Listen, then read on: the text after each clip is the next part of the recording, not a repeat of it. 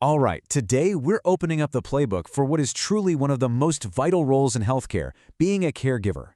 We're going to show you how one core skill, communication, is the absolute key to keeping your clients safe and well. So let's dive right in. I want to start with a really basic question. When you think about everything you do, all the tasks in your day, what do you think is your single most important job? The answer is pretty simple, but it's so powerful. It's keeping your clients safe. That's it. Everything else you do is in service of that one goal. And this right here, this is your playbook for making sure you're doing just that every single day. Okay, first things first, let's be really clear about your role in the system, because you're not just working on your own. You are the absolute heart of a professional care team. So, adult foster care, or AFC, is a very specific, structured service. It's designed to give all-around support, everything from daily personal help to professional nursing oversight, and it all happens right in a home setting.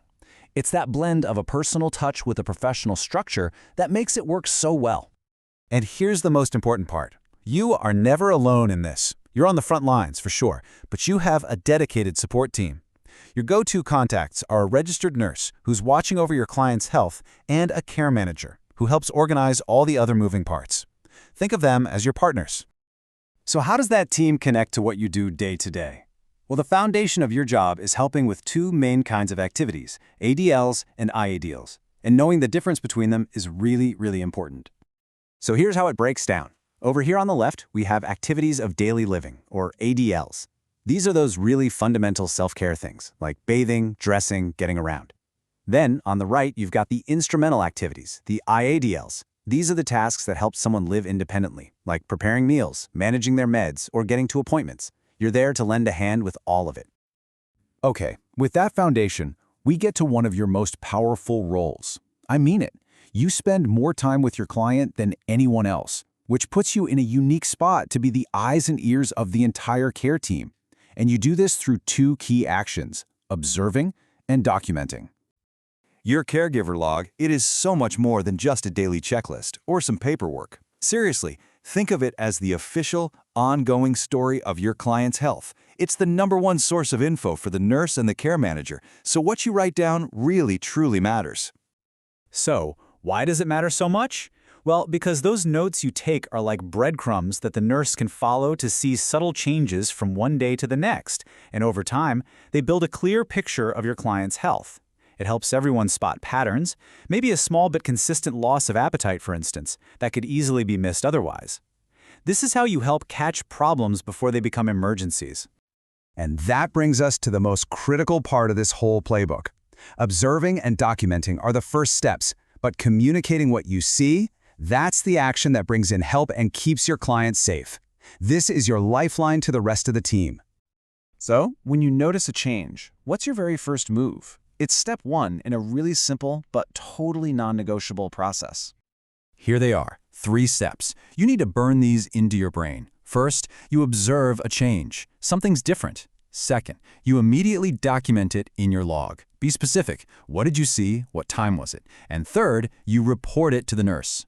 Observe, document, report. That 3-step process is your safety protocol. And that, of course, leads to the next big question we hear all the time. What actually counts as a change I need to report? Do I have to call about every single little thing?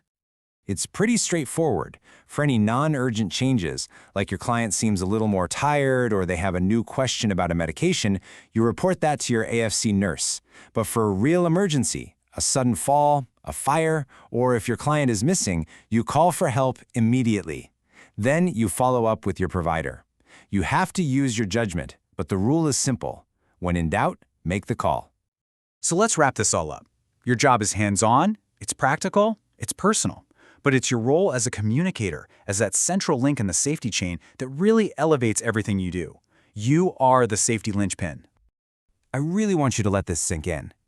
Clear, timely communication isn't just part of the job. It is the ultimate act of care that protects your client's well-being. Every time you write a log entry, every time you call the nurse, that's a protective action. That is care in its most important form. So, what are the big takeaways from our playbook?